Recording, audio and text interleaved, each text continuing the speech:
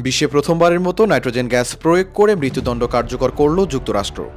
দেশটির Alabama অঙ্গরাজ্যে nitrogen gas ব্যবহার করে সাজাপ্রাপ্ত এক আসামির মৃত্যুদণ্ড কার্যকর করা হয়েছে। আসামি 58 বছর বয়সী কেনেথ ইউজিন স্মিথ। 1988 সালে এলিজাবেথ সেনেট নামের এক নারীকে খুনের ঘটনায় দোষী সাব্যস্ত হন স্মিথ।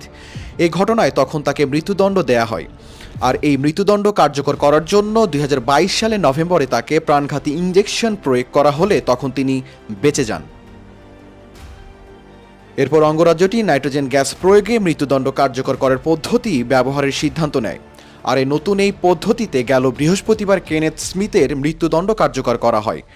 নতুন এই পদ্ধতিতে কম যন্ত্রণা দিয়ে মানুষের মৃত্যুদণ্ড কার্যকর সম্ভব। এছাড়া এটি একটি মানবিক উপায় বলে অবহিত করেছিল যুক্তরাষ্ট্র। কর্তৃপক্ষের ধারণা ছিল নাইট্রোজেন গ্যাস প্রয়োগে 1 মিনিটের মধ্যেই স্মিথ জ্ঞান হারাবে ও মারা যাবে। কিন্তু বৃহস্পতিবার ঘটনার প্রত্যক্ষদর্শীরা জানিয়েছেন এতে অন্তত 22 মিনিট সময় লেগেছে বলে মনে হয়েছে। তাদের মতে সন্ধ্যা 7:53 মৃত্যুদণ্ড কার্যকর শুরু হয়। এরপর রাত 8:25 স্মিথকে মৃত ঘোষণা করা হয়। 5 জন সাংবাদিক প্রত্যক্ষদর্শী হিসেবে এ ঘটনা দেখার অনুমতি পেয়েছিল। বার্তা সংস্থা রয়টার্স জানিয়েছে জাতিসংঘের নির্যাতন বিশেষজ্ঞ ও স্মিথের আইনজীবীরা মৃত্যুদণ্ড কার্যকরের এই পদ্ধতির বিরুদ্ধে ছিল।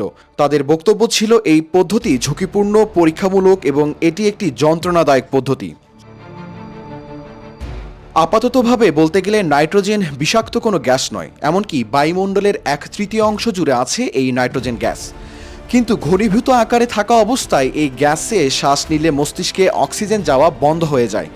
এই প্রক্রিয়াকে বলা হয় নাইট্রোজেন হাইপোক্সিয়া।